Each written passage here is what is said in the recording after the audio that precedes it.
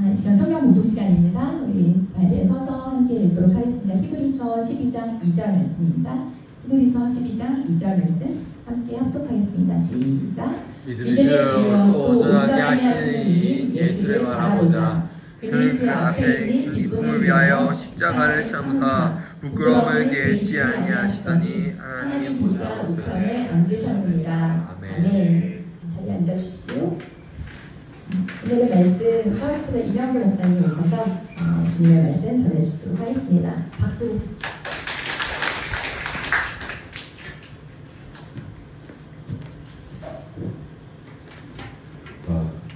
반갑습니다. 사랑은 10점짜리나 99점짜리나 둘 다 불만족스럽다라는 제목으로 이렇게 말씀하도록 하겠습니다.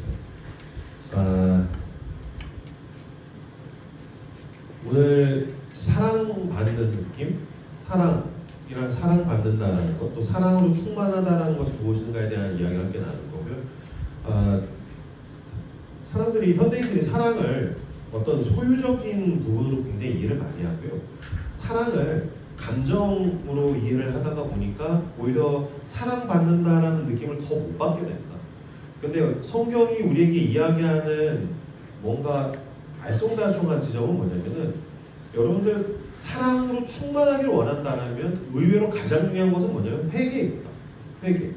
왜 회개가 중요하냐? 너는 죄인이니까 회개나 하고 앉아있어. 그게 아니고, 회개는 뭐냐면 단순히 그냥 내가 어떤 죄를 지었다, 내가 잘못했다라는 것이 아니고요, 하나님과의 관계 설정입니다.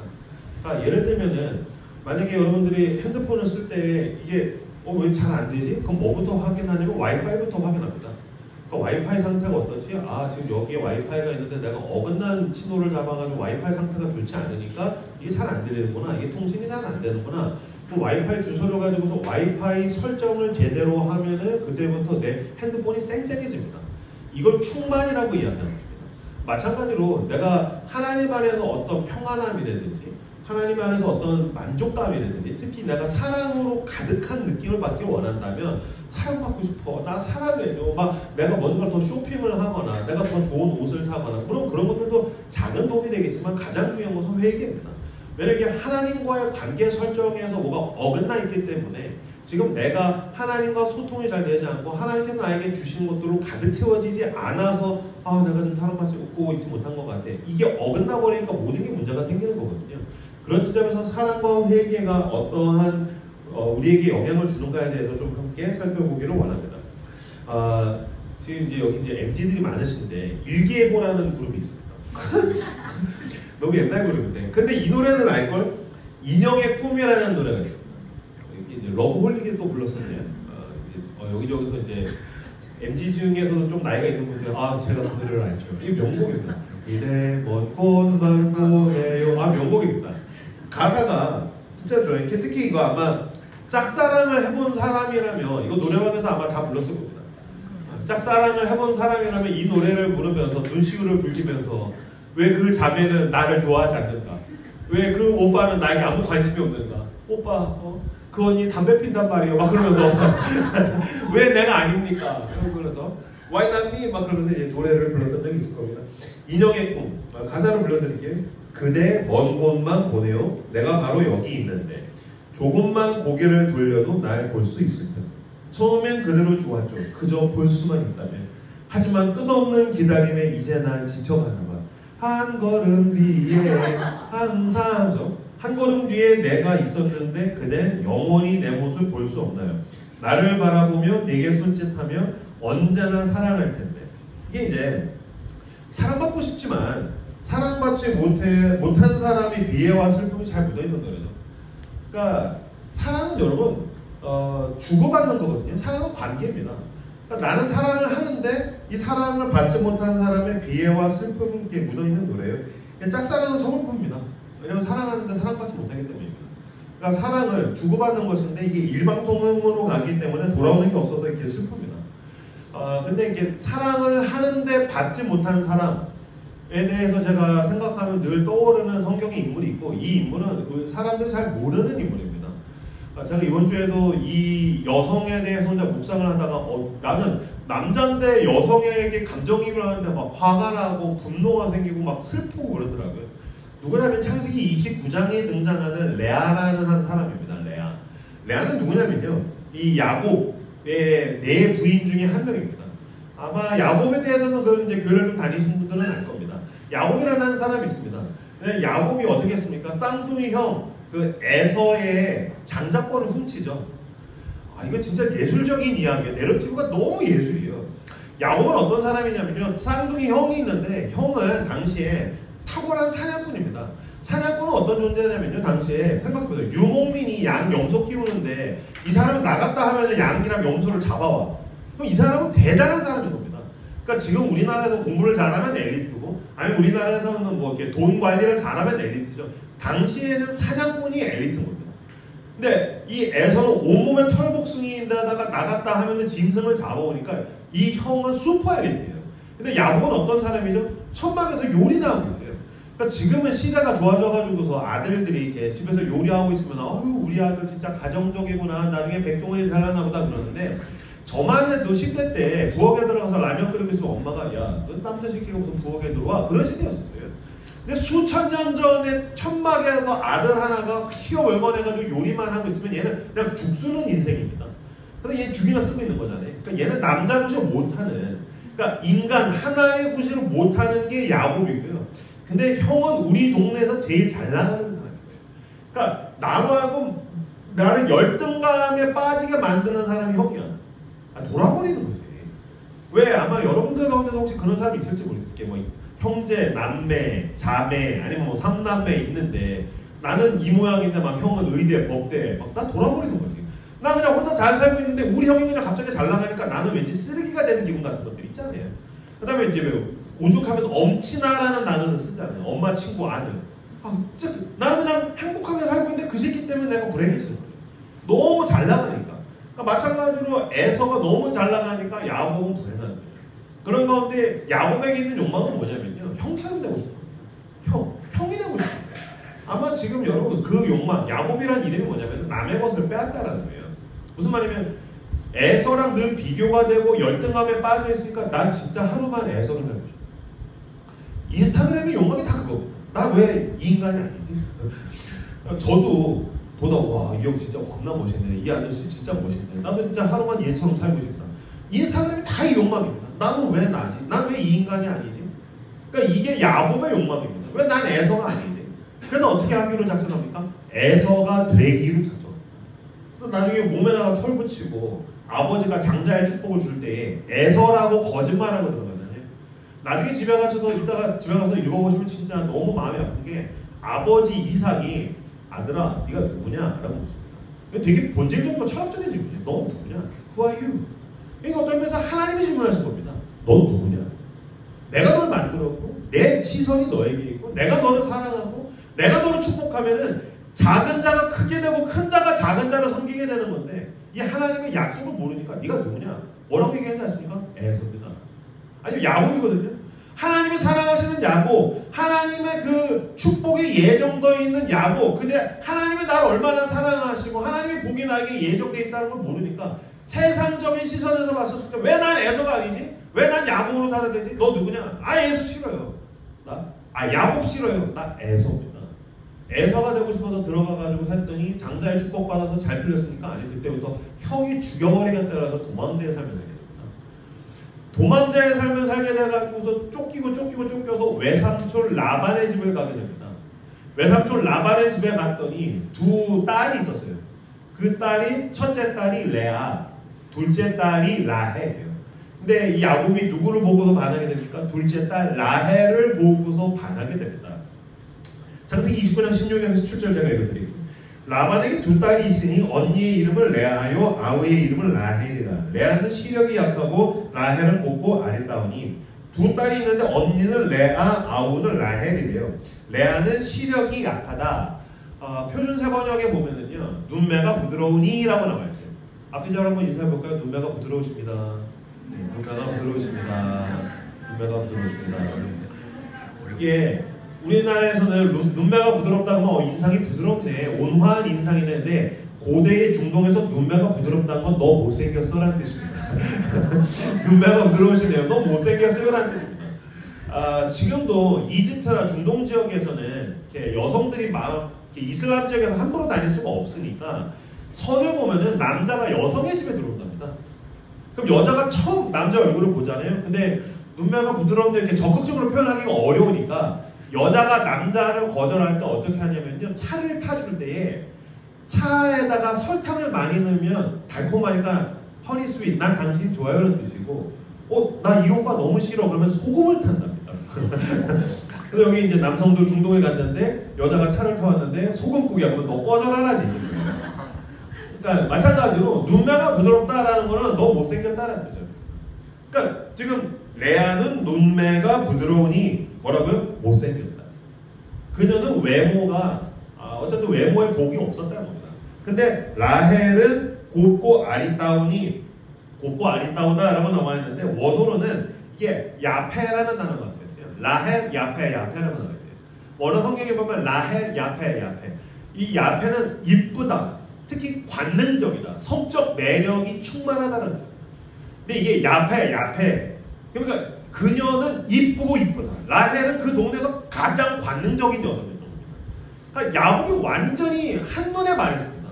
그래서 야곱이 이 라헬을 너무너무 사랑해서 외삼촌한테 가서 딜을 하죠. 삼촌, 라헬을 나에게 주면 내가 7년간 일해드리겠습니다.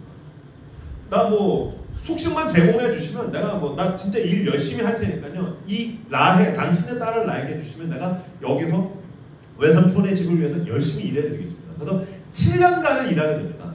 7년간을 일하고 그 다음에 이제 라헬을 결혼시켜서 첫날 밤을 맞이하게 되는 거죠. 근데 결혼 전날 아버지 외삼촌 라반이 두 딸을 부른 거죠. 레아랑 라헬을 불러다 놓고서 작전을 모의한 거죠. 야, 두 딸 일로 와. 아빠랑 얘기 좀 해. 왜요 아버지? 아버지가 얘기를 합니다. 라헬 미안한데 이번 결혼식에는 네 언니 레아가 먼저 들어갈 거야. 근데 라헬도 야곱이 좋았거든요. 아빠 무슨 소리예요? 나랑 결혼하기로 해서 저 오빠가 사촌 오빠가 나랑 결혼하기로 해가지고서 여기 7년간 있기로 했는데 왜 그런 거예요? 그러면 너는 언니는 어떻게 하라고? 너 왜 언니 생각을 하니? 그리고 너랑 결혼하면 7년 후에 떠나버리면 이 농장을 어떻게 하라고? 넌 니밖에 생각 안 해? 잠깐 그런 줄 알고 있어. 레아가 먼저 들어갈 거야. 그날 저녁에 라헬은 배신감과 상실감 때문에 울겠죠. 근데 레아도 야곱이 좋았겠지만 레아는 얼마나 비참했겠어요. 비참한 가운데 울었겠죠. 그래서 그 결혼식 날 첫날 밤에 라헬 대신 누가 들어갑니까? 레아가 들어갑니다. 근데 지금 레아가 누구인 척하고 들어간 겁니까? 라헬인 척하고 들어가는 거예요. 이거 제가 지금도 설명할 때 뭐라고 표현해야 될지 모르겠는데 진짜 성경의 이야기들은 인생에 대해서 어떻게 이렇게 비극적인 측면을 그대로 적나라하게 드러내는지 모르겠어요. 보세요. 야곱은 누가 되고 싶었다고요? 에서가 되고 싶어서 인생을 망쳐가지고 들어와서 7년간 일하기로 해서 결혼을 해요. 근데 누가 들어왔어요? 라헬이 들어왔어요? 아니요. 라헬인 척하고 레아가 왜 여러분 그날 결혼하고 처음에는 라헬인 줄 알고서 첫날 밤을 보냈겠지만 다음날 갔는데 눈을 떴더니 레아가 들어와 있어요. 눈매가 부드러운 여성이 들어와 있어요.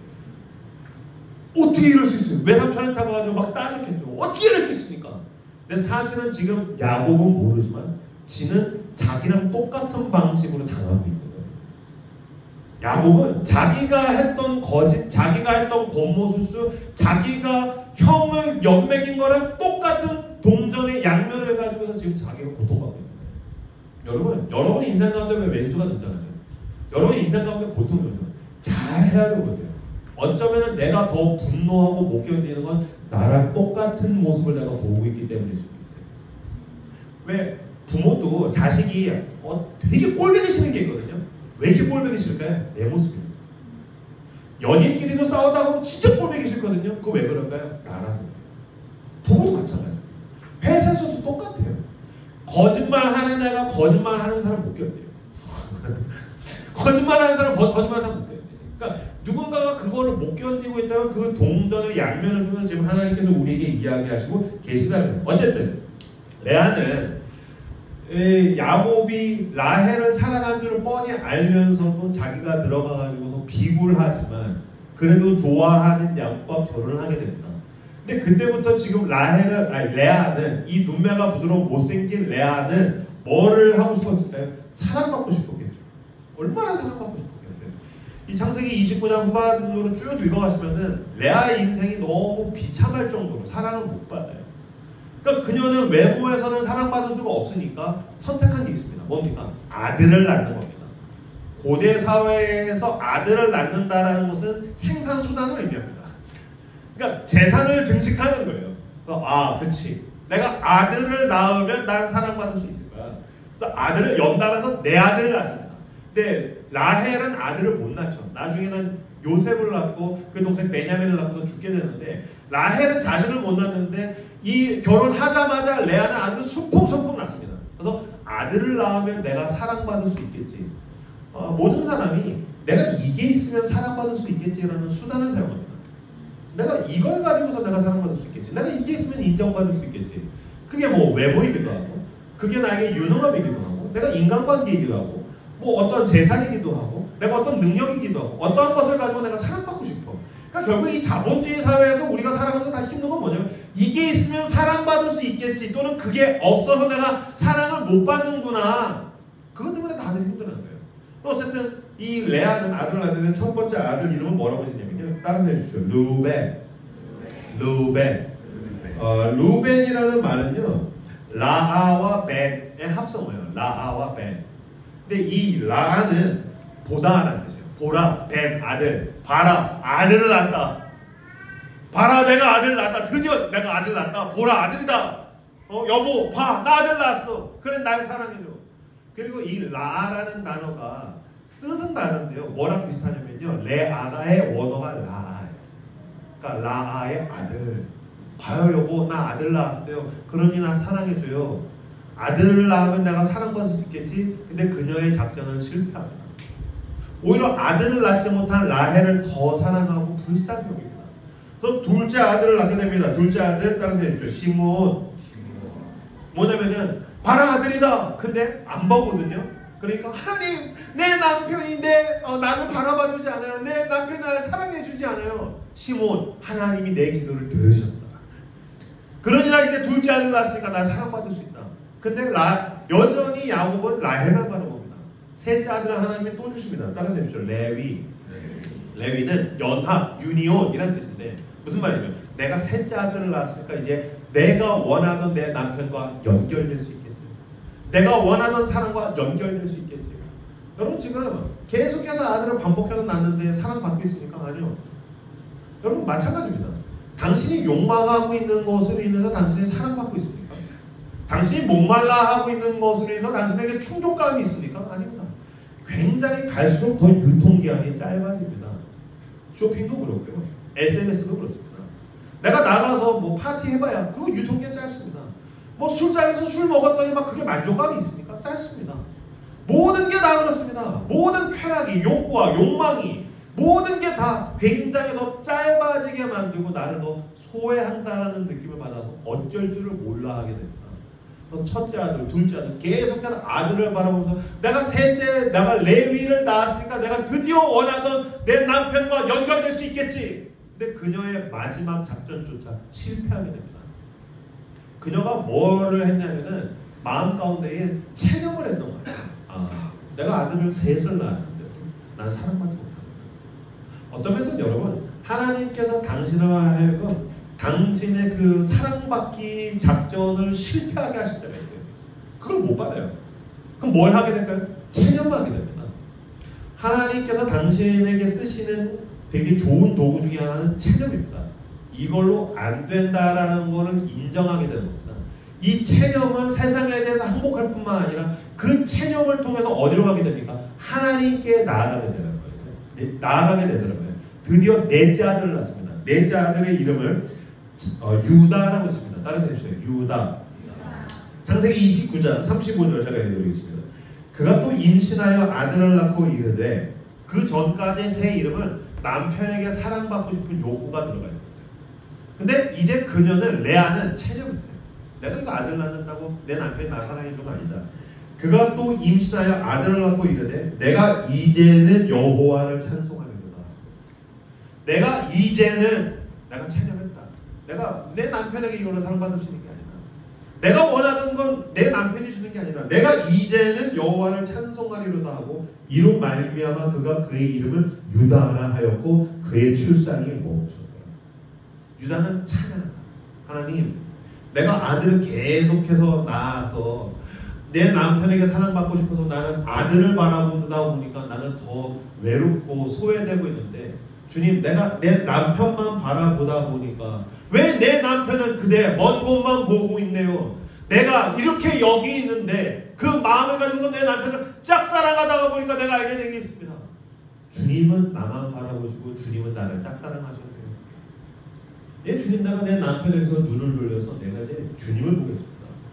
그랬더니 주님의 사랑, 하나님의 사랑이 그녀를 채우기 시작합니다. 내가 이제는 여호와를 찬송하려나. 그 이름을, 내 남편은 나를 사랑해주지 않고 내 남편은 나를 채워주지 않지만 여전히 나에게 신실하게 응답하시는 분은 하나님이십니다. 하나님을 찬양합니다. 하나님만이 나를 채웁니다. 그제서야 그의 출산이 멈췄다라는 것입니다. 무슨 말입니까? 셋째 아들까지 낳았지만 계속해서 먼 곳을 바라보는 야곱을 보면서 드디어 거룩한 체념을 통해서 레아는 인형의 꿈에서 깨어나게 되는 겁니다. 그대 먼 곳만 보네요. 여전히 여러분 채워지지 않는 무언가를 계속해서 바라보고 내가 이게 없어서 내가 사랑받는 느낌을 못 갖는구나. 내가 이게 없어서 내가 사랑으로 충만한 느낌이 없구나. 외모가 문제구나. 돈이 문제구나. 쇼의 문제구나. 내가 이것저것들이 문제구나. 그대 먼 곳만 보네요. 이건 사실은 당신을 향한 하나님의 세레나데입니다. 거룩한 체념. 이 주님, 이걸로 내가 되는 게 아니라 말이죠. 내가 주님으로부터 등 돌려서 세상만 바라보다가 이제는 돌이켜서 주님을 바라보겠습니다. 방향을 바꾸는 것을 회개라고 해요. 회개.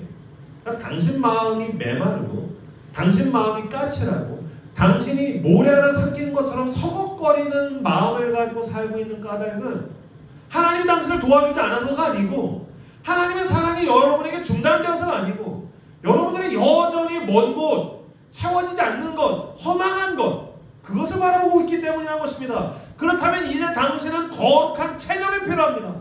내가 이제는 여호와를 찬송하려 거룩한 체념을 하고 주님을 바라볼 때 주님의 사랑이 저와 여러분을 충만하게 채우는 줄로 믿습니다.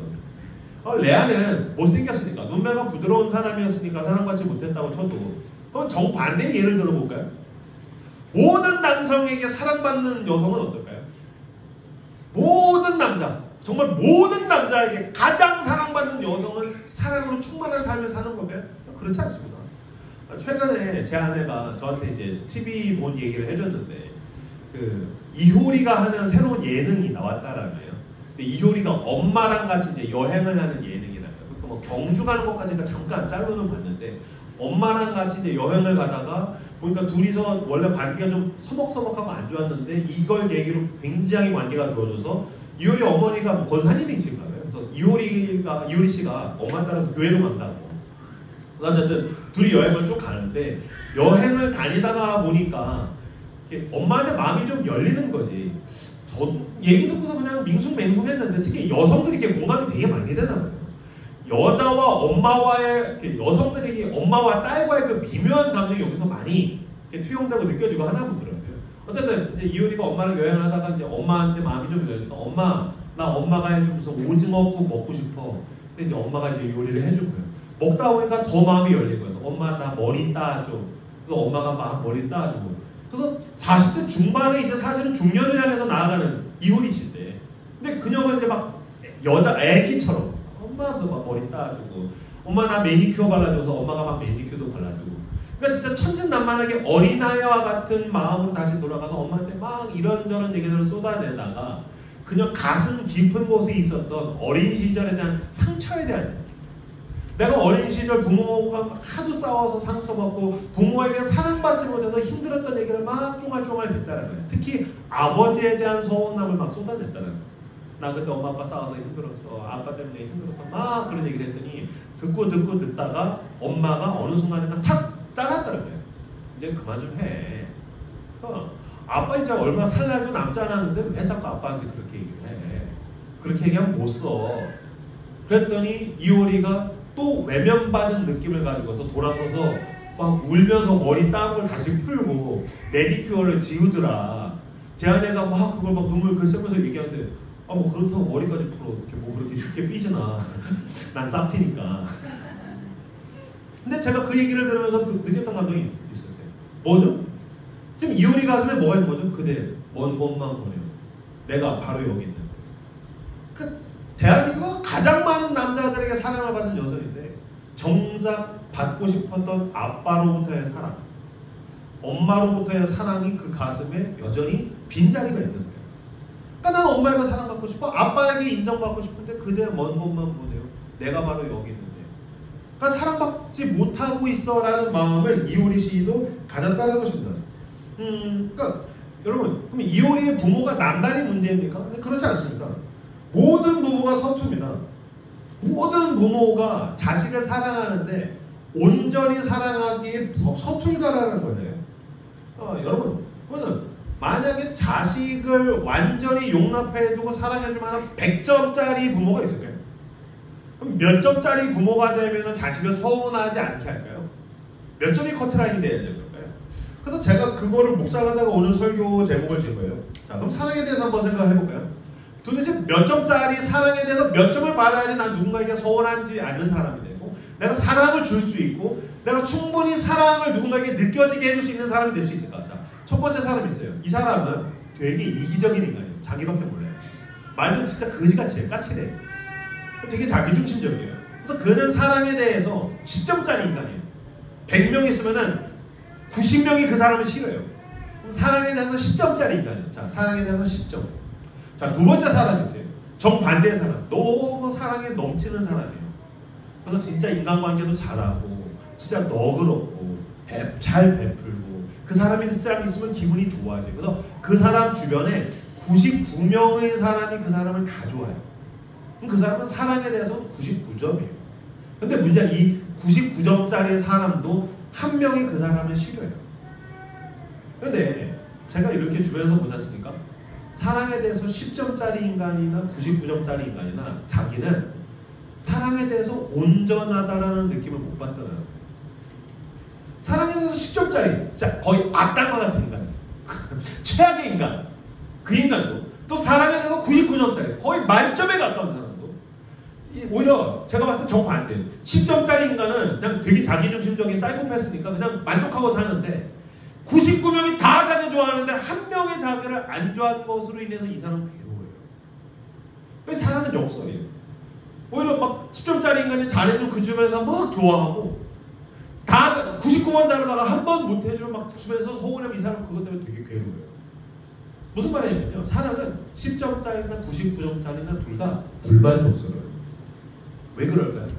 사랑이 가지고 있는 독특한 지점이 있어요. 사람은 사랑에 대해서 온전함을 추구해요. 온전함, perfect. 완전한 사랑을 추구해요. 완전한 사랑을 경험하기 원해요. 완전한 사랑을 하고 싶어요. 완전한 사랑을 받고 싶어요. 그러다 보니까 부모가 거지 같은 부모라서 그런 게 아니라 그 부모는 그냥 살려고 하다가 보니까 그 정도였어요. 부모의 사랑이 10점짜리든지 99점짜리든지 부모의 사랑은 불만족스러워요. 처음에 사랑 썸 탈 때나 좋지. 연애해보세요. 뇌에서 호르몬이 3개월 간다면서요. 그럼 뇌에서 호르몬이 중지되지 않습니까? 그러면 연예인이 10점짜리든지 99점짜리든지 불만족스러워요.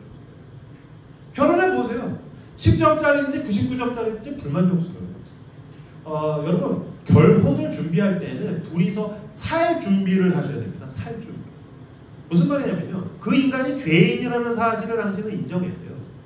그러니까 사랑하는 오빠고 사랑하는 자매이지만 이 죄인과 함께 살아야 돼요. 그러면 두 죄인이 한 공간에 살 때 거기를 뭐라고 얘기할까요? 감옥이라고 얘기합니다. 그럼 내가 이제 감옥에 들어갈 준비를 해야 되는 거죠. 자식을 낳아보세요. 야, 새끼가 죄인이구나. 부모만 죄인이 아니라 자식도 죄인입니다. 그러니까 서로 10점짜리든 99점짜리든 불만족스러운 사람들이 어떻게 살아갈 것인가에 대해서 준비해야 된다는 것입니다. 그렇다면 여러분, 우리가 사람에게서 온전한 사랑을 받으려고 하면 그 사람을 지옥에다 넣게 돼요. 왜요? 하나님이 해줘야 될 거 사람이 요구하니까 사람이 놀아버리는 거예요. 엄마 왜 나 그렇게 사랑하냐? 그건 엄마가 아니라 그 누구도 할 수가 없는 거예요. 그럼 당신은 지금 방향이 잘못됐고 방법이 잘못되었어요. 온전한 사람은 줄 수 없습니다. 그건 누구만 줄 수 있습니까? 그리스도께로 나와주십시오. 하나님만이 주실 수 있어요. 그러면 사람에게서 하는 것에 대해서 거룩한 체념, 이건 부모가 줄 수 있는 게 아니야. 연인이 줄 수 있는 게 아니야. 배우자가 줄 수 있는 게 아니야. 자식이 줄 수 있는 게 아니야. 사람이 줄 수 있는 게 아니야. 거룩한 체념. 내가 이제는 여호와께 나아가려다. 회개하고 돌이켜서 주님 보십시오. 난 사람의 사랑으로 채워지지 않습니다. 외모, 돈, 재산, 재능, 능력, 인간관계 그 어떤 거로도 내 안에 있는 사랑을 향한 갈망을 채워지지 못합니다. 그럼 돌이켜서 회개하고 그리스도 앞에 나아갈 때 주님께서 빈 자리를 채우시더라. 주님 나는 빈 배입니다. 빈 배로 나아갈 때 물고기를 채우시는 예수님께서 빈 배와 같은 심령으로 가난한 심령으로 주님 앞에 나가면 주님이 그 사랑으로 채워준다 이야기하실 겁니다. 너희의 사랑은 나만 채울 수 있어요. 그제서야 비로소 우리는 그 사랑과 기쁨으로 충만해지는 줄로 믿습니다. 저는 군대에 가서 처음 엄마한테 사랑한다라고 얘기했어요. 군대에 가서 엄마한테 처음 사랑한다라고 얘기한 게 군대였습니다. 아마 이제 여기도 이제 남자 형제들 보면 남자들은 이렇게 필연적으로 등신이잖아요. 아 녹화 되니? 큰일 났네. 뭐 상관없어. 남자 디스하는 건 상관없습니다. 요새 시대는 이제 여성을 디스하는 건 진짜 조심해야 됩니다. 근데 이제 남자는 다 바보니까. 저도 남자 그냥 완전 남성성 과잉으로 살았기 때문에 엄마한테 뭐 엄마 사랑해 뭐 껴안고 막 이런 분위기가 아니었어요. 근데 군대 가서 100개 2등병 때 처음 집에 전화했던 거예요. 그 훈련소를 다 마치고 자대 배치를 받았어요. 훈련소 다 박 바뀌고 나서 엄마한테 딱 전화했는데 따르릉 해서 엄마가 딱 받아서 네 여보세요 했는데 지금도 울컥해요. 그 생각하니까 엄마 그리고 사랑해 라고 했어요. 근데 여러분 지금 생각해보세요. 엄마는 좀 떨어져 있어요. 엄마가 지금 나에게 해줄 수 있는 게 있어요? 없어요. 엄마에게 내가 받을 수 있는 게 있어요? 없어요. 나 지금 군대에 있어요. 근데 내가 지금 엄마한테 왜 사랑한다고 얘기한 거죠? 나는 그 사랑에 대한 더 심오한 진리 가운데 가까워진 거죠. 무엇입니까? 사랑은 내가 받는 것으로 내가 느끼는 게 아니고 그가 나에게 무엇을 하였는가에 대한 반응이더라고요. 다시 사람들이 사랑은 내가 받는 감정이 중요하다고 생각해요. 내가 느끼는 감정이 중요하다고 생각해요. 바보들이. 그러니까 자꾸 난 사랑받지 못하고 있어. 난 사랑이 모자라. 난 더 사랑받고 싶어. 사랑은 받는 감정, 내 감정의 그릇에 채워지는 총량이 아니라고요. 그건 욕구이기 때문에 무한하게 때려 넣어도 난 죄인이라서 구멍이라서 그 구멍으로 숭숭 다 빠져나가는데 내가 무슨 소로 충만함을 느끼겠냐고요. 못 느껴요. 죄인이란 말은 내 그릇에는 구멍이 뚫렸다는 얘기고요. 이거는 온 세상을 다 때려 넣어도 내 욕구는 만족을 모른다는 뜻인데 사랑이란 이름으로 배우자와 연인과 부모와 세상의 것들을 다 때려 넣어도 나는 늘 사랑에 대해서 결핍감을 느끼게 된다고요. 사랑은 받는 감정이 아니고 그 사람이 그가 나에게 무엇을 하였는가를 보게 될 때 비로소 사랑받고 있구나라는 것을 더군다나 느끼게 됩니다. 그러니까 감정은 연결되는 거예요. 그가 나에게 무엇을 하였는가. 내가 우리 엄마한테 엄마 사랑해라는 말을 왜 한 거죠? 내가 군대 와서 박박하다 보니까 내가 알겠습니다. 엄마가 나에게 진짜 헌신적이었어요. 엄마가 나를 얼마나 사랑했는지 내가 알겠어요.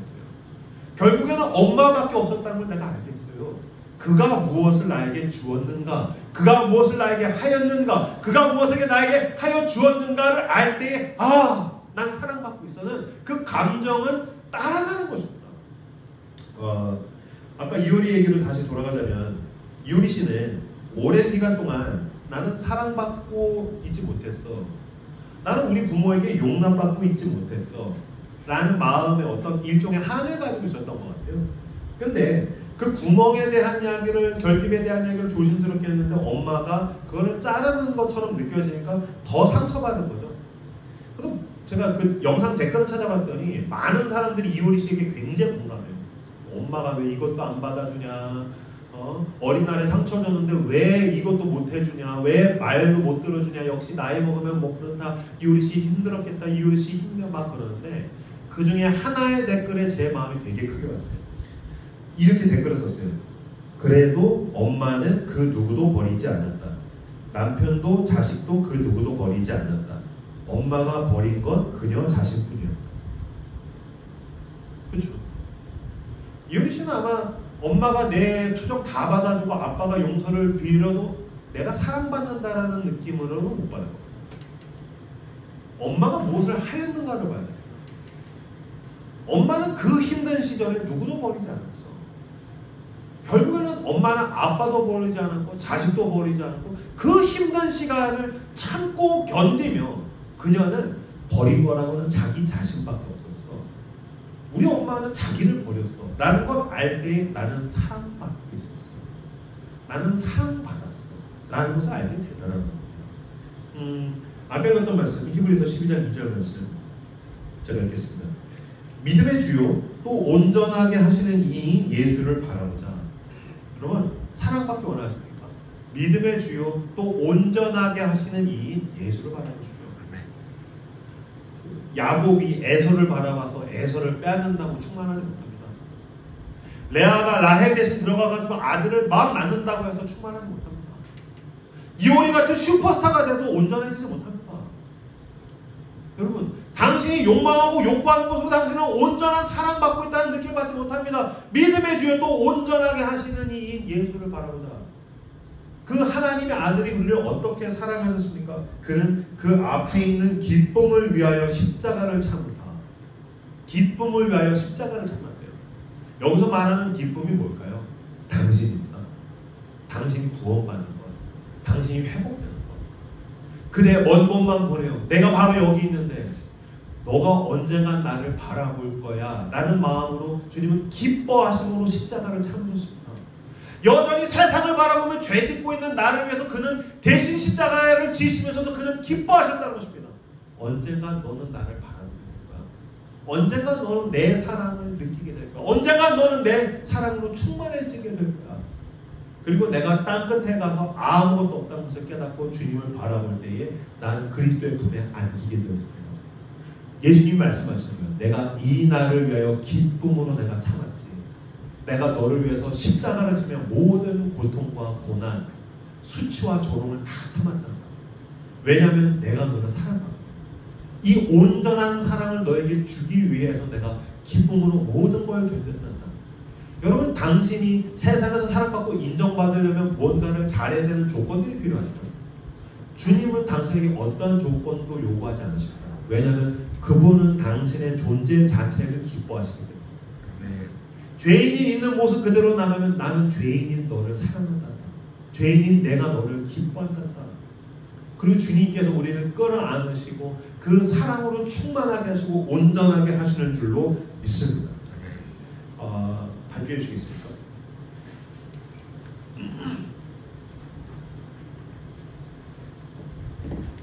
그 주님께서 당신을 부르십니다. 찾으십니다. 그 온전한 사랑만이 나를 충만하게 합니다. 왜 세상에서 헛된 것들을 추구하겠습니까? 고통을 겪으면 고통 때문에 고통을 벗어나야지 사랑받을 수 있어 라고 오해합니다. 내가 원하는 소원이 생기면 이게 있어야지 나는 사랑받을 수 있을까? 라고 오해합니다. 아닙니다. 그리스도께로 나오십시오. 아멘. 주님이 진정한 사랑을 당신에게 주십니다. 저는 30대 후반 때 굉장히 큰 고통의 시간을 지나갔었습니다. 지금도 저랑 아내는 온전하지 못하지만 하나님이 나를 사랑하지 않는구나. 하나님이 나를 사랑한다면 어떻게 이런 큰 고통을 우리 가정에게 줄 수 있나. 하나님 나를 사랑하지 않아.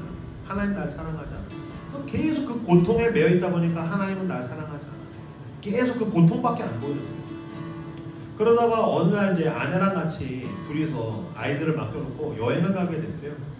여행을 갔는데 여행지에서 만났던 한 목사님이 너무 헌신적으로 대해주시는 거예요. 근데 처음에는 그분의 친절이 싫었어요. 모든 게 싫으니까. 다 귀찮으니까. 다 고통스러우니까. 불러내도 귀찮고 밥 먹자고 해도 싫고 뭘 해도 까칠하게 얘기하고. 근데 그분이 하루하루 친절을 베풀고 식사를 대접해주고 계속해서 말을 건네주고 시간을 보내고 그러는 가운데 제가 마음이 서서히 열렸어요.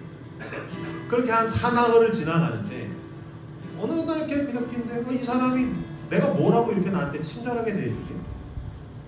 나는 여전히 내 안에 고통이 있고 나는 여전히 내 안에 뭐 채워지지 않는 아픔이 있으니까 모든 게 싫지만 그래도 이 사람이 왜 나를 이렇게 잘해주지? 참 고맙네 라는 마음이 들더라고요. 그래서 그 고맙다는 마음이 들어서 내가 이 고맙다는 이야기를 이분에게 꼭 해야겠다. 그래서 아내랑 이야기를 하면서 그날 저녁에 또 식사를 대접해 주시기를 하셔서 가서 막 식사를 하다가 아무렇지 않은 그냥 사소한 대화를 하다가 기회를 봐서 제가 그분에게 얘기했어요. 목사님, 저 사실 처음 만났는데 이렇게 친절을 베풀어 주셔서 며칠간 계속 환대해 주셔서 너무 감사해요. 그랬더니 그 목사님이 저를 딱 보더니 이렇게 얘기한 거예요. 하나님께서 목사님을 사랑하신 거예요. 하나님이 목사님을 사랑하시는 거예요. 순간 깜짝 놀랐어요. 그 사람의 환대로 인해서 제 마음이 열렸어요. 그리고 집에 들어와서 엉엉 울었어요. 아내랑 같이. 아, 그치. 나는 여전히 내 고통에만 매여 있다 보니까 하나님이 나를 여전히 사랑하시는 걸 몰랐구나. 그래서 나는 짜증나고 불러낸다고 불쾌하고 계속 까칠하게 했지만 여전히 하나님이 나를 사랑하시고 무언가를 주시고 베푸시는 걸 내가 몰랐구나. 그치? 하나님이 나를 사랑하시는 거구나. 그 사랑에 나를 채우니까 살겠더라고요. 믿음의 주요 또 온전하게 하시는 이 예수를 바라보자. 그는 그 앞에 있는 기쁨을 위하여 십자가를 참으사 부끄러움을 개의치 아니하시더니 하나님 보좌 우편에 앉으셨습니다. 주님께로 나아가십시오. 주님이 당신에게 직접 주시는 것과 하시는 것, 또 하나님의 사람들을 통해서 당신을 사랑한다고 말씀하십니다.